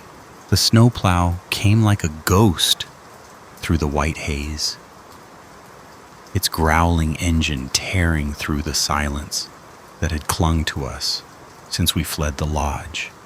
And when the driver opened the door and stared at us like we were something he'd scraped off the road, I didn't blame him. We looked like people who'd come back from the dead. I could barely form the words when he asked where we'd been, my voice cracking as I said it. Whispering Pines Lodge. I'll never forget the look that crossed his face. Disbelief, giving way to something colder, deeper. "That place burned down years ago," he said, shaking his head. "There's nothing left up there but ashes." I turned in my seat, heart hammering in my chest, and through the trees I saw it again, standing tall and whole, dark against the pale snow, just as we'd left it. The roof was intact. The windows gleamed with frost. It was real. I swear it was real. But then, as if the truth couldn't bear to remain hidden a moment longer, the illusion cracked. The lodge shimmered, twisted, and in its place stood a blackened ruin, timbers scorched, windows shattered, hollowed out by fire and time. Mark and I didn't speak. We couldn't. Something inside us had shifted, something we didn't have words for. The ride down the mountain was quiet, but in my mind, I kept replaying every second. How we'd entered that place thinking it was shelter, and how, somehow, it had taken more than just a few hours of our lives. It had taken something deeper, something it still held. Days passed, then weeks. But the memory of that place clung to me like smoke in my lungs. And on cold nights, when the wind slams against my windows just right, I hear it. The faint creak of old floorboards, the slow turn of a doorknob, the whisper of my name carried through the dark. Mark says it's just our minds playing tricks, that we were exhausted, half frozen, traumatized. But he doesn't look me in the eyes when he says it, because deep down he knows it too. What happened in that lodge wasn't meant to be understood. We crossed into something that night, some seam in the fabric of the world where time folds and the dead still breathe. I don't know what it was or why it let us go. Maybe it didn't. Because I feel it still, watching, waiting. There are places that feed on the lost, places that remember you even when you try to forget them. And Whispering Pines is one of them. Some nights I wake up standing at the window, breath fogging the glass, heart pounding like I've been dreaming of snow and shadow. And I know someday, somehow, I'll go back. Because some places, once they've claimed you, never really let you go. Now, story 9. The highway stretched endlessly before me, a ribbon of asphalt cutting through the darkness, the only sounds. The steady hum of my engine, and the occasional whisper of wind against the side mirrors. I'd been driving for hours, eyes dry from the monotony, brain lulled into autopilot by the rhythm of the road. Every now and then, my headlights would catch a green road sign or the flash of an animal's eyes watching from the brush. It was just past midnight. One of those nights where everything feels suspended in time. And I was hauling a load of electronics from Chicago to Phoenix. The radio was playing softly, some late-night show droning on about alien abductions and shadow governments. I half listened, half chuckled. Some folks will believe anything just to make their lives feel less ordinary. That's when I saw him. A lone figure on the shoulder, standing in the dark with his thumb out. A hitchhiker, miles from anywhere. I don't normally stop. Too many horror stories, too many risks. But something about him made me ease off the gas. Maybe I was just tired. Maybe I was lonely. I pulled over. Brakes hissing like a warning. The man jogged up to the passenger side and I leaned over to unlock the door. "Where are you headed?" I asked. "West," he said simply. "As far as you'll take me." He was younger than me, probably early 30s. Lean, intense eyes, short cropped hair. He clutched a small duffel bag like it held something precious, or dangerous, or both. "Jack," I said. I pulled back onto the highway. "Mike," he replied, No handshake, no smile. The silence settled heavy in the cab. I tried making small talk, where he was from, what he did, but his answers were short, evasive. Eventually, I gave up and focused on the road. It was about an hour later that I noticed something off. He kept fidgeting, glancing in the side mirrors, shifting in his seat like he was waiting for something to catch up to us. I figured he might just be nervous. Hitchhiking with a stranger's a gamble. But there was a sharpness in his eyes when he looked at me, a calculation that set my instincts on fire. "Everything okay?" I asked, trying to sound casual. "Fine," he said too quickly. "Just not used to a truck this big." I nodded, but I didn't believe him. We were deep in nowhere now. The kind of road where the stars feel closer than any other human being. That's when he said it. "Pull over." His voice was tight. "What?" "Pull over, now." I turned to look at him and froze. He had a gun in his hand, pointed straight at me. My pulse exploded in my ears, 1,000 thoughts at once. Was this a high king? Was he going to shoot me and dump my body in the desert? I thought about my wife, my kids. I didn't want them getting a call that I'd never made it home. "Look," I said, keeping my voice as even as I could. "I've got some cash in my wallet. You can take it. No reason for this to get ugly." Mike let out a harsh, empty laugh. "This isn't about money, Jack. This is about survival. Now pull over before I redecorate this cab with your brains." I pulled over. The truck hissed and groaned as it rolled to a stop on the gravel shoulder. As soon as we stopped, Mike snatched the keys from the ignition and barked, "Out!" I climbed out, legs shaking. He followed, gun never wavering. "What do you want?" I asked, voice trembling. "I need your truck," he said, "and I need you to drive it." "Drive it where?" "You'll know when we get there. Now get back in. You're driving." Back behind the wheel, my mind raced. Could I overpower him? Wreck the truck to draw attention? As if reading my thoughts, Mike said, "You don't get clever, Jack. I've got nothing to lose." "That means you've got everything to lose." So I drove. The sun stayed gone, the night dragging on like it was stuck in repeat.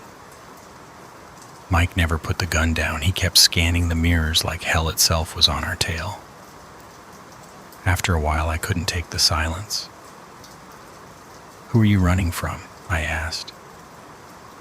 He was quiet for a long time. Then finally he said, "Bad people. People who want me dead." "Why?" "Because I know things," he said, almost like a whisper. Things they'd kill to keep quiet. That shut me up. My mind flooded with theories. Was he a whistleblower, a rogue agent, a marked man?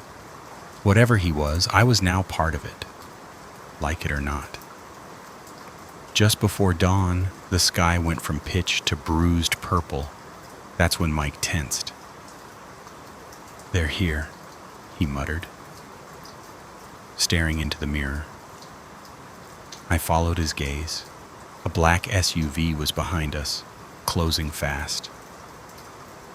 "Drive faster," he ordered. I did. The engine roared as we surged forward, but the SUV was built for speed. It pulled up beside us. The passenger window rolled down. "Get down!" Mike shouted just before the first bullet shattered the glass. I ducked. Gunfire exploded inside the cab. Mike returned fire, leaning halfway out the window as bullets whizzed through the air. The truck shook with every shot. Then a bang. We lurched violently. One of our tires had blown out. I wrestled with the wheel, trying to keep the truck from jackknifing. "Rest stop, up ahead," Mike yelled, pointing. I saw the sign and aimed for it. The truck wobbled, metal groaning, but I got us into the lot. We skidded to a stop in a cloud of dust. "Run!" Mike yelled, already out of the cab. I didn't need convincing. I jumped and followed. I could hear the SUV screeching to a stop, doors flying open, angry voices shouting.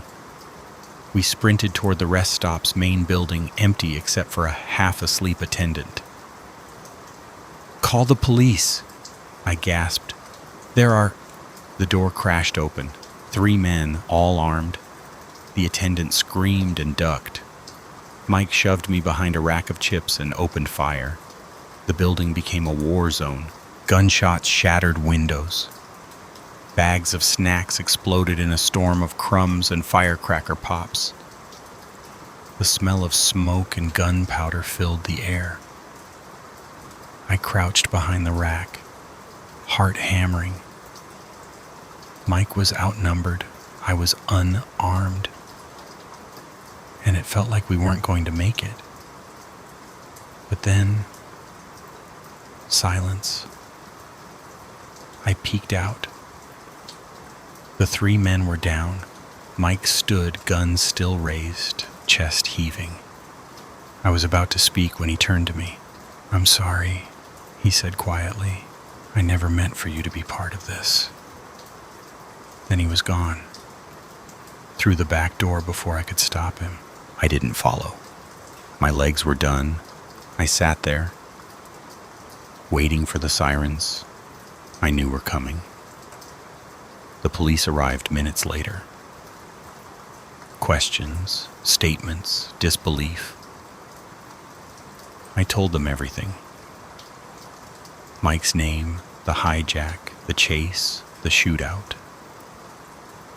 At first they seemed skeptical, but the bullet holes and dead bodies told the story better than I ever could.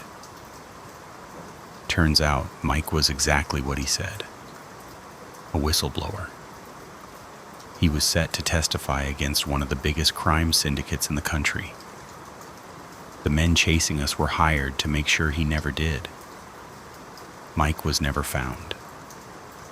It was like he vanished into the desert. As for me, I was cleared of any wrongdoing, but I was changed.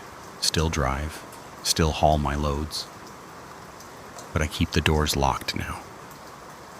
And I never pick up hitchhikers. Not anymore. Not after Mike. Story 10. The flickering fluorescent lights cast an eerie glow over the empty corridors as I made my rounds. Another quiet night at Westfield Mall. Or so I thought.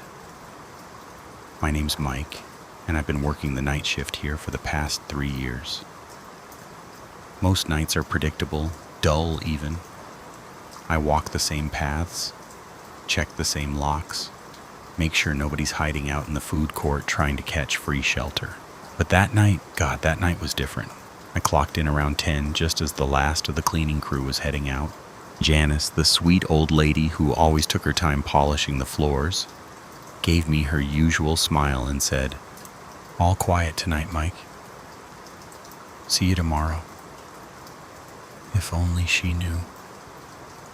I settled into the security office, a cramped little room lined with dusty monitors and the constant hum of outdated electronics.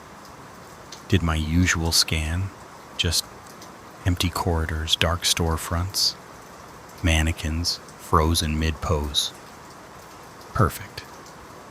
By midnight, it was time for my first round. I grabbed my flashlight and stepped out into the dimly lit mall. It was quiet. Too quiet.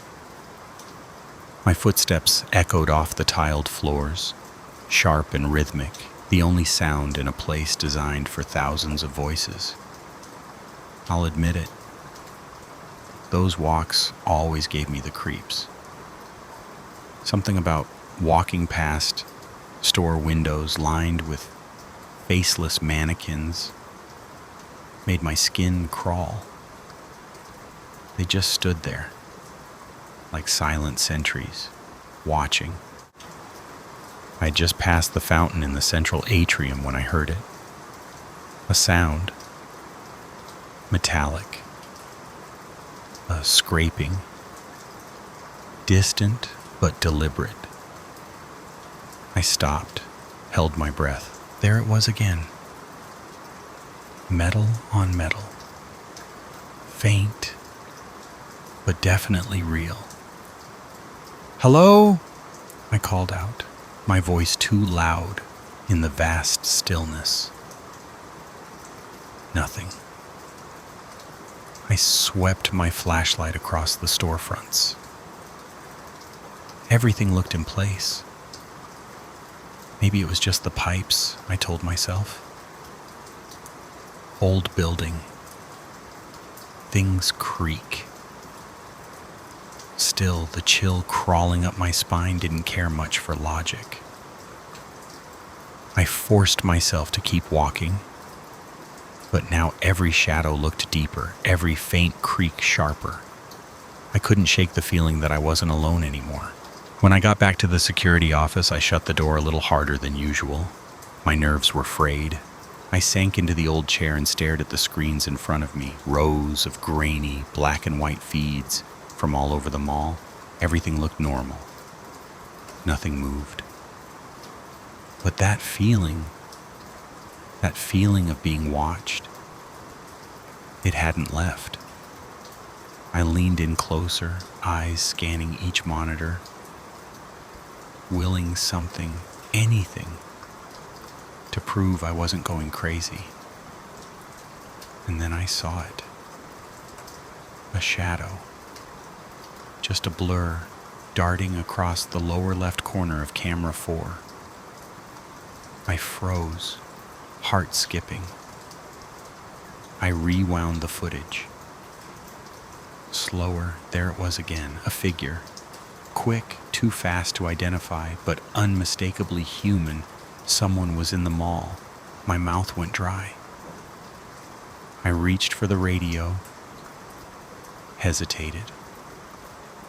What if it was nothing? A glitch? A moth fluttering too close to the lens? I didn't want to be that guy, the one who called the cops over bad footage. I told myself I'd check it out. Just a quick sweep, better safe than sorry. I grabbed the wrench from under the desk, heavier than a flashlight just in case, and stepped back into the corridor. This time, everything looked different. Same walls, same stores, but the atmosphere had shifted.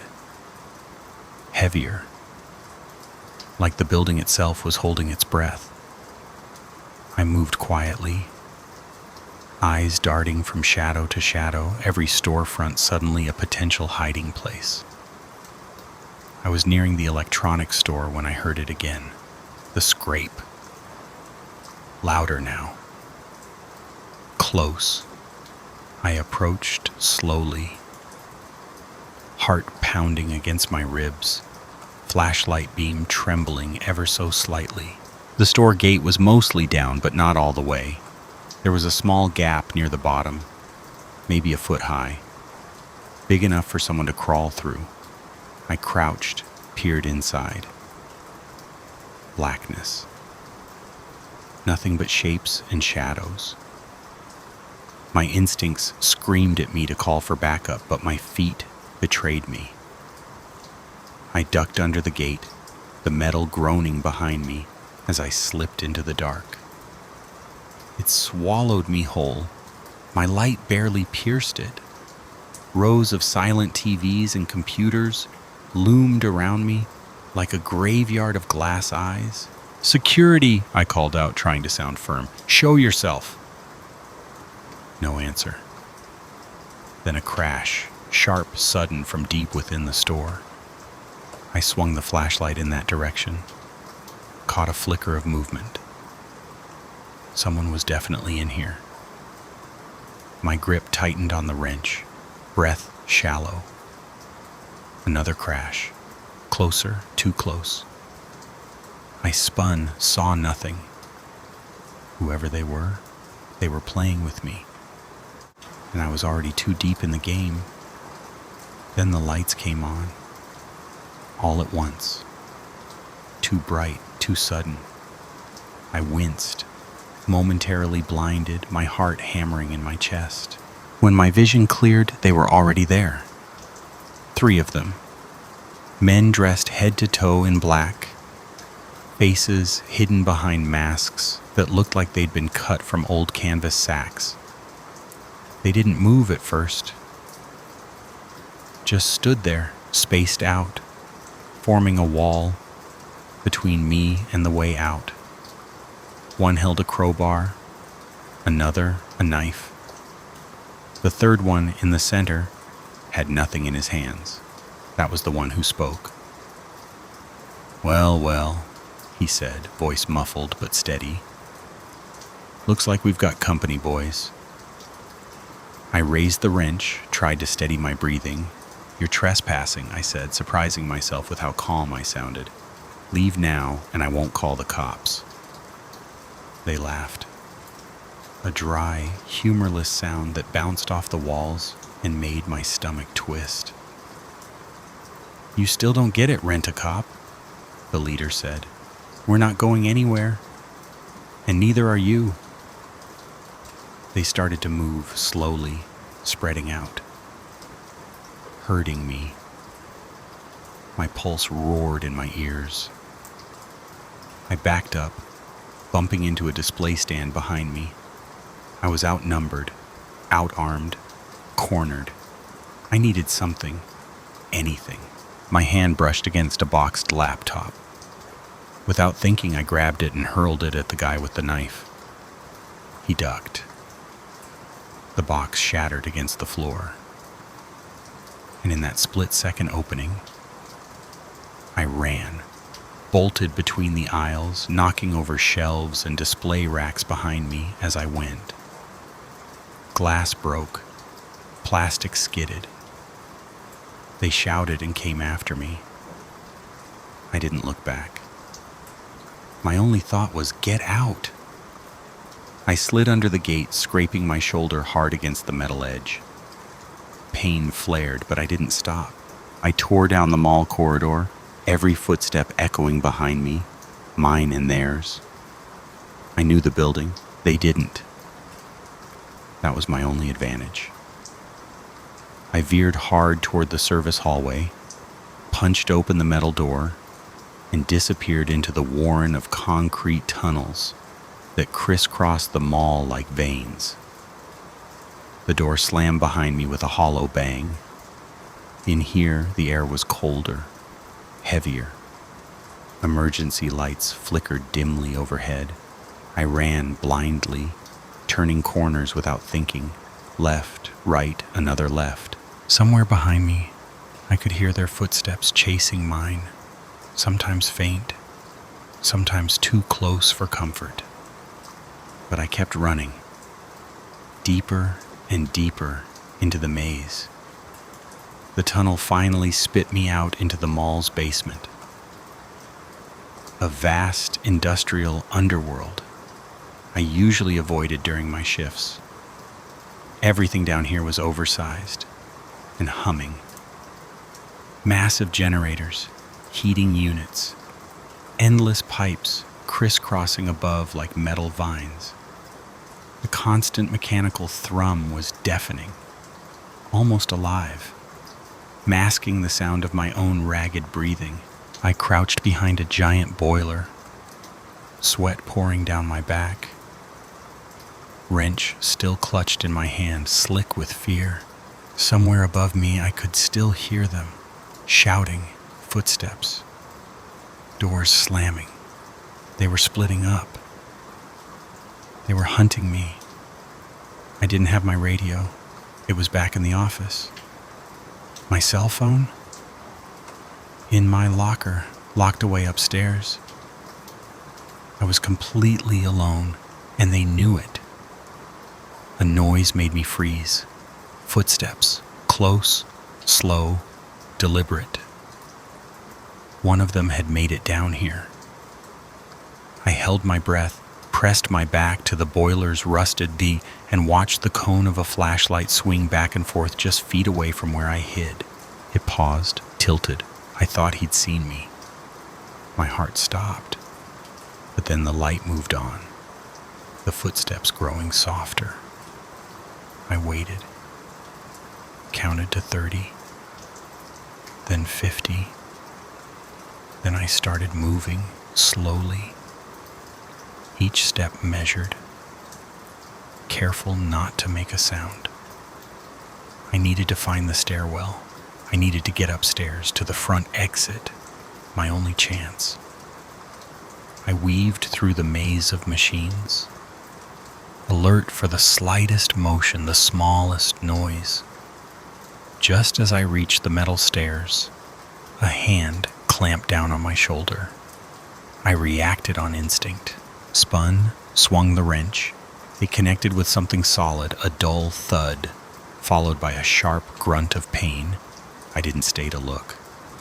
I ran, 2 steps at a time, boots thundering on the metal as I shot up the stairs and burst back into the mall's ground level. I could hear them now, all of them, shouting, closer than ever. I didn't look back. I couldn't. My lungs burned. My legs felt like fire. I turned the corner and saw it. The exit. Just ahead. That glowing red sign above the double doors like a lifeline. I charged it, already reaching for my keys, praying I hadn't dropped them. The door was locked. Of course it was. I had locked it myself at the beginning of my shift. My hands trembled violently as I fumbled with the ring of keys, trying one, then another. The sound of footsteps closing in fast behind me. A shadow appeared on the floor, then another. Then I felt breath on my neck. Click. The lock turned. I flung the door open and threw myself outside into the freezing night. I didn't stop running until I reached the 24-hour diner across the street, lungs burning, chest heaving, legs about to give out. I burst through the door like a man possessed. The lone waitress behind the counter dropped her coffee pot. "Call the police," I gasped, barely able to get the words out. "Please."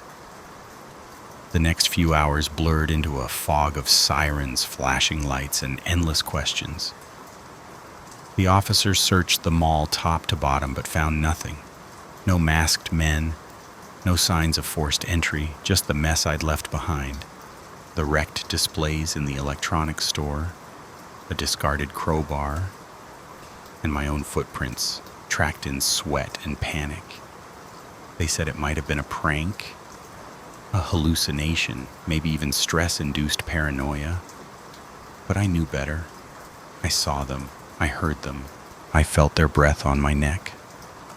I quit the very next day, walked into the manager's office, handed in my badge, and didn't even wait to hear his response. I haven't stepped foot in that mall since. Can't even drive past it without feeling like someone's watching me from behind those dark glass doors. At night, I still wake up in cold sweats, the echo of footsteps in an empty hallway, the scrape of metal on tile. I lie in bed and stare at the ceiling, heart racing, ears straining for sounds that shouldn't be there. Sometimes, in the stillness between seconds, I wonder what would have happened if the key hadn't turned in time. If the lock had jammed, if they had caught me. And that's what haunts me most. Not the chase, not even the masks, but the thought that maybe they weren't there to rob anything. Maybe they weren't there for the electronics. Maybe They were waiting for me. Just me. And next time, I might not be so lucky.